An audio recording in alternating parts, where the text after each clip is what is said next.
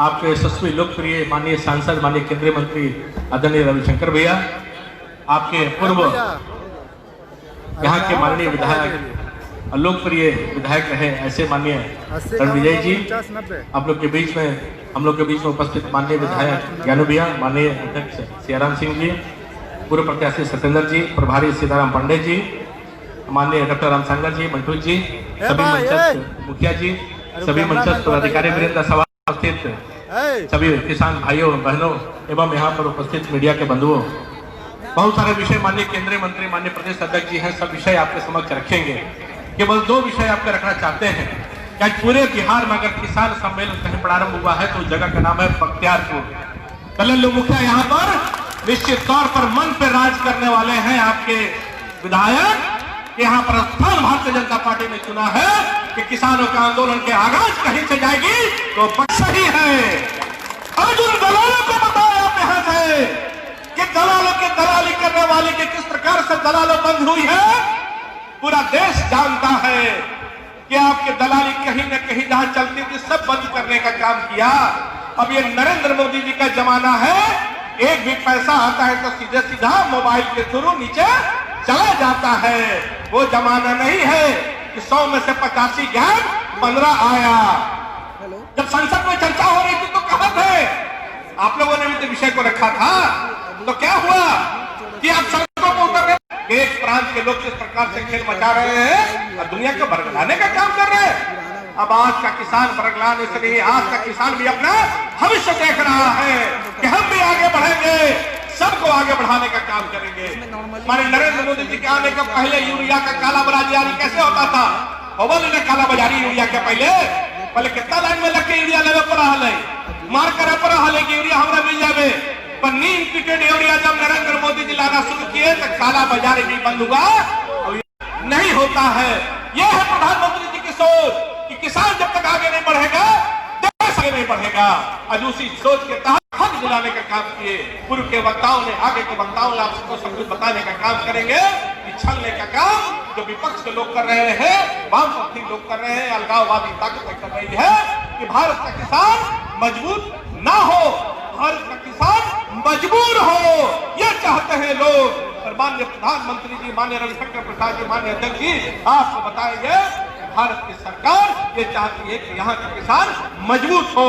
बस मजबूती प्रदान करने के लिए घर घर जाकर बताने का काम करे कि सभी अच्छाइयों के साथ। जब केंद्र की सरकार बोलती है हाँ वार्ता करते हैं, आप बोलते ना हम वार्ता नहीं करेंगे, आप समाप्त कीजिए। अरे भैया कहे पर समाप्त, जब तैयार है क्या बताइए कि क्या कठिनाई है तो हम बात न करवाई, पहले समाप्त करेला। ये कौन शर्त भाई कि पहले समाप्त करें? आज सब शर्तों को मानने को तैयार भी है और आप आने का काम कीजिए। तो हमारा भाई और बहनों सभी किसान बंधुओं से एक बड़ी आगाज पूरा बिहार में देने का काम कीजिए कि केंद्र की सरकार के साथ बिहार के किसान, यहाँ के किसान आगाज और आवाज के साथ जाने का काम करने का, आवाज करने का काम करेंगे। बड़ी संख्या में यहाँ से आवाज ले जाने का काम कीजिए। एक बार जोर से बोलिए, मैं बोलूंगा जय जवान, आप बोलेंगे जय किसान। जय आदरणीय डॉक्टर संजय जायसवाल जी से आग्रह करता हूं कि कृपया आए और हम लोग को किसान महासम्मेलन और एनडीए उत्सव हॉल में अपना उद्बोधन रखें।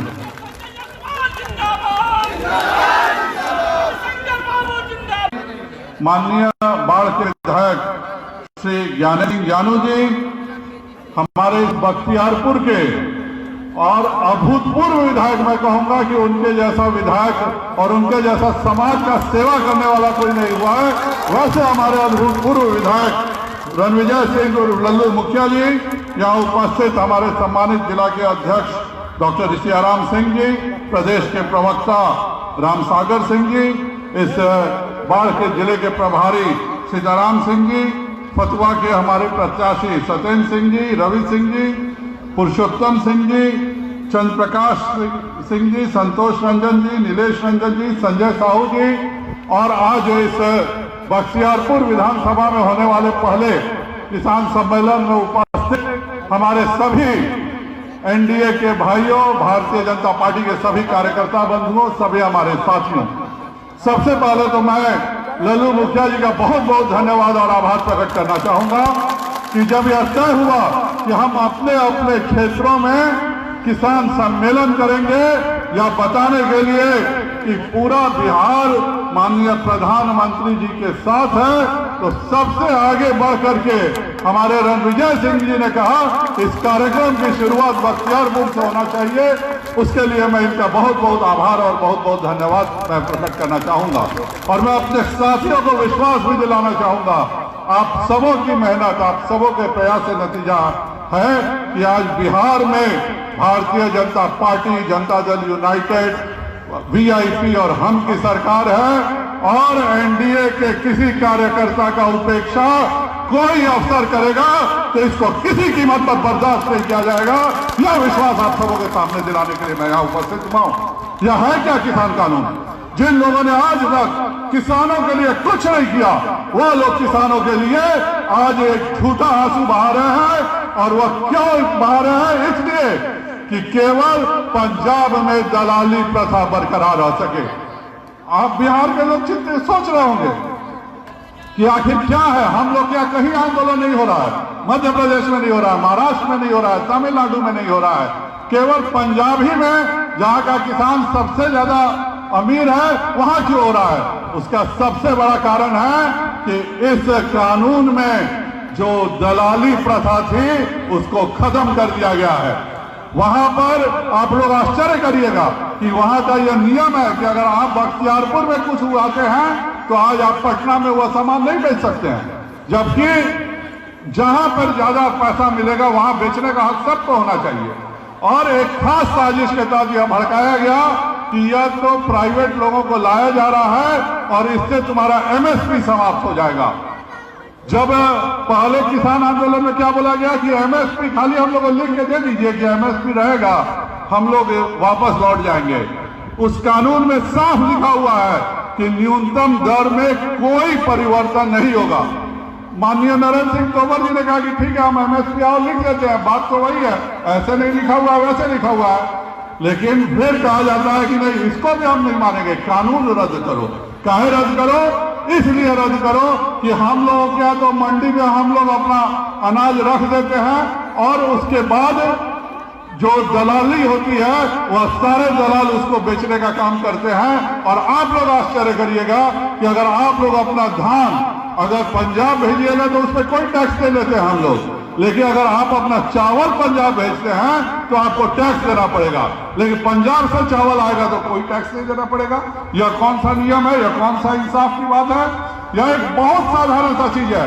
हम लोग क्या चाहते हैं? आज बिहार की अगर बात करें तो बिहार में अभी अगर कोई किसान धान बेचना चाहे तो उसके पास दो जगह है, या तो वह पैक्स में बेचे या व्यापार मंडल में बेचे, तीसरी कोई जगह नहीं है। अगर किसी कारण से लेट हो जाता है तो और पहले देर हो भी जाती थी, मैं तो अमरिंदर प्रताप सिंह जी का धन्यवाद दूंगा कि पहली बार है कि 15 दिसंबर से पहले 1 लाख टन धान की खरीद अमरिंदर प्रताप सिंह जी ने करवाई है। उसके लिए मैं माननीय कृषि मंत्री जी को और नीतीश जी को धन्यवाद देना चाहूंगा।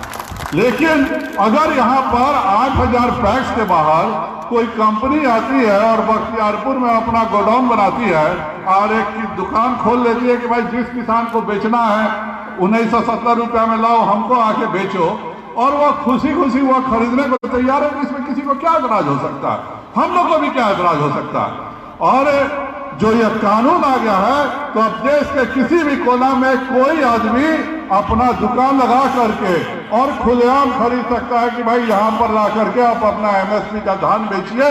उसको केवल पैक्स के सहारे किसानों को नहीं रहना पड़ेगा, केवल व्यापार मंडल के सहारे किसानों को नहीं रहना पड़ेगा।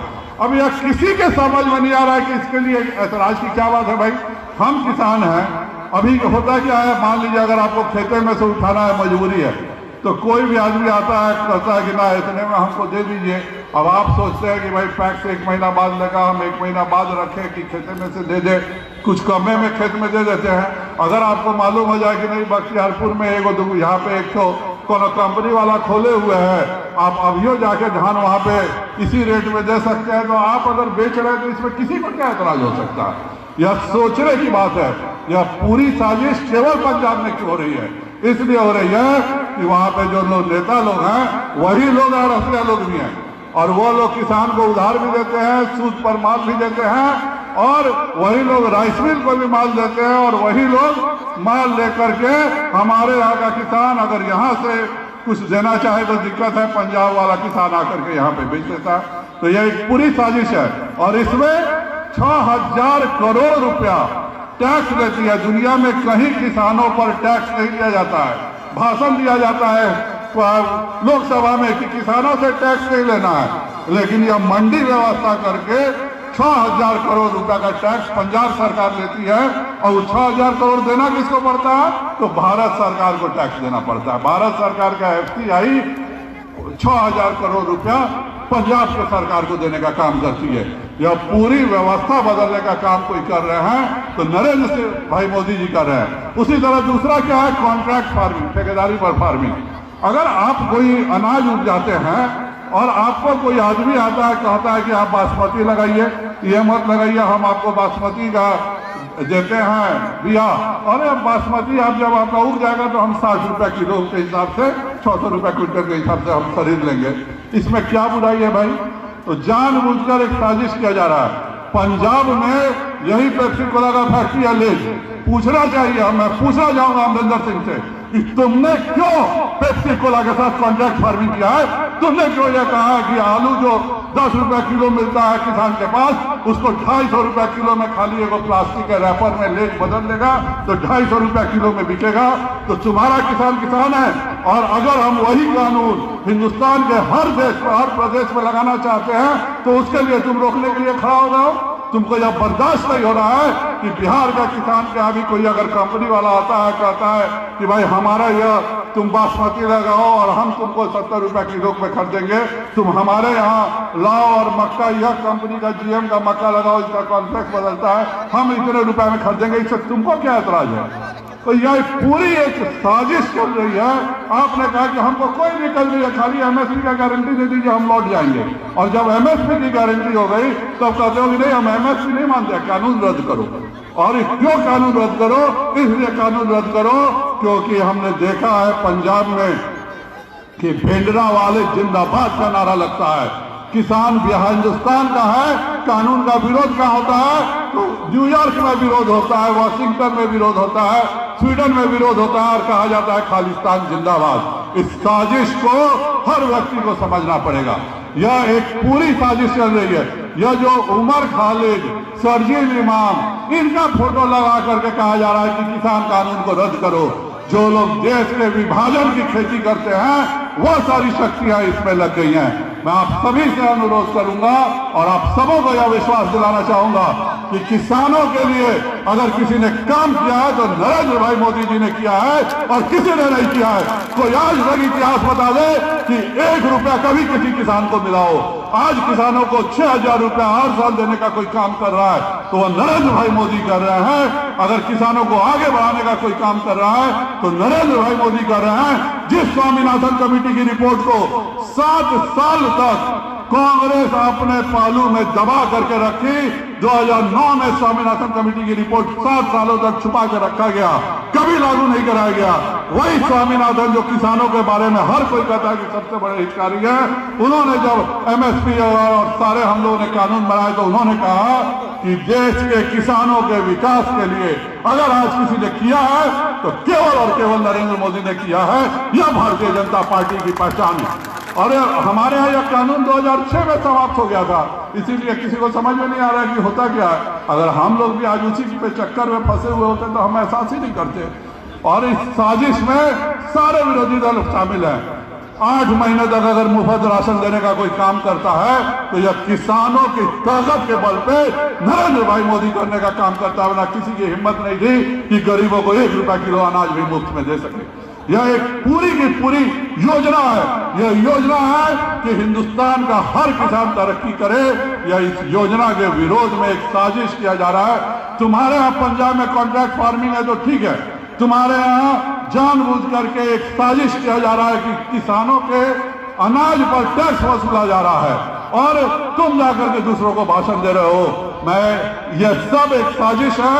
यह साजिश इसलिए है क्योंकि भारत ने जो माननीय प्रधानमंत्री जी के नेतृत्व में, नरेंद्र भाई मोदी जी के नेतृत्व में जो कानून बनाया कि एक देश एक विधान एक प्रधान ही रहेगा और कश्मीर से धारा 370 किया गया वो साजिशकर्ता यहाँ पे मौजूद है या वो साजिशकर्ता मौजूद है जहाँ इस देश में 32 तरह के टैक्स होते थे और आज केवल एक जीएसटी टैक्स रहा कि पूरे देश को एक देश एक टैक्स सिस्टम में ला दिया गया, वो इसके साजिश करता है। और जिस तरह से हमने एक देश एक कानून एक संविधान बनाया है, जिस तरह से एक देश एक जीएसटी टैक्स बनाया है, उसी तरह से पूरे देश का किसान एक रहे, हर किसान का हक एक रहे, कोई आदमी कहीं भी किसानी के फायदा उठा सके, कहीं का भी किसान मजबूर नहीं हो, कहीं का भी किसान को दिक्कत नहीं हो।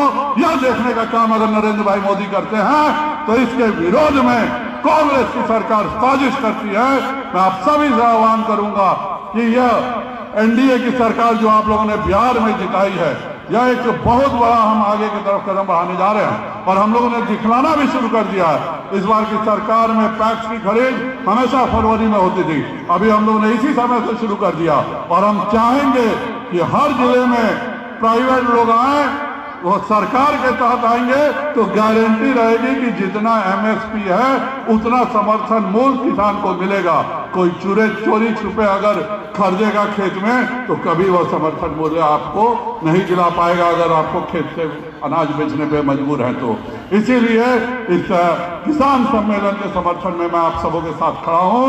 हम सब नरेंद्र भाई मोदी पर विश्वास करते हैं। जिस तरह से बिहार में धोखा देने का काम किया गया, जिस तरह से बिहार में झूठ बोलने का काम किया गया, जिन्होंने पूरे जिंदगी में रोजगार के नाम पे केवल अपहरण रोजगार चलाया, उनके झूठ को बेनकाब करने का किसी ने काम किया इस देश में तो बिहार की जनता ने किया है और इस झूठ को भी बेनकाब करने का काम बिहार की जनता पूरे देश के लिए संदेश देने का काम करेगी। और आप सबों को मैं विश्वास दिलाना चाहता हूं कि यहाँ के विधायक लल्लू मुखिया थे, लल्लू मुखिया हैं और लल्लू मुखिया रहेंगे। आप सबों को इंसाफ दिलाने का काम लल्लू मुखिया जी करेंगे। लल्लू मुखिया जी के पूछे पूरी भारतीय जनता पार्टी, पूरा एनडीए आप सबों के साथ खड़ा है। किसी कार्यकर्ता को कोई तकलीफ नहीं होगी। हर कार्यकर्ता का काम या इस बार का 5 साल कार्यकर्ताओं के लिए समर्पित है। हम लोग हर कार्यकर्ता के अधिकार दिलाने का काम, बिहार को तरक्की दिलाने का काम, बिहार के किसानों को आगे बढ़ाने का काम, बिहार के युवाओं को आगे बढ़ाने का काम, बिहार को तरक्की दिलाने का काम, एक आत्मनिर्भर बिहार बनाने का काम भारतीय जनता पार्टी और जदयू और एनडीए की सरकार करने जा रही है। और मुझको पूरा विश्वास है कि यहाँ की जनता, खास करके बख्तियारपुर की जनता जिसने किसान सम्मेलन की शुरुआत की है, बिहार के तरक्की, बिहार को नई ऊंचाइयों पर पहुंचाने की भी शुरुआत बख्तियारपुर से हम लोग करेंगे। आप सबों को बहुत बहुत धन्यवाद।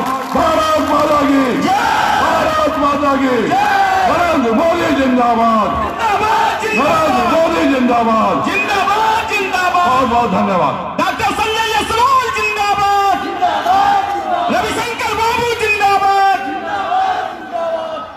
अब हमारे भोजपुरी के अति लोकप्रिय मुख्य रवि जी जो कार्यकर्ता हमारे बीच आए हैं, उनसे कुछ निवेदन करना चाहते हैं। आदरणीय उपस्थित अन्नदाता किसान भाइयों, एनडीए भाजपा के कार्यकर्तागण जो भी यहाँ उपस्थित हैं, हमारे पत्रकार बंधु और सारे अतिथिगण, आप सब लोगों ने बहुत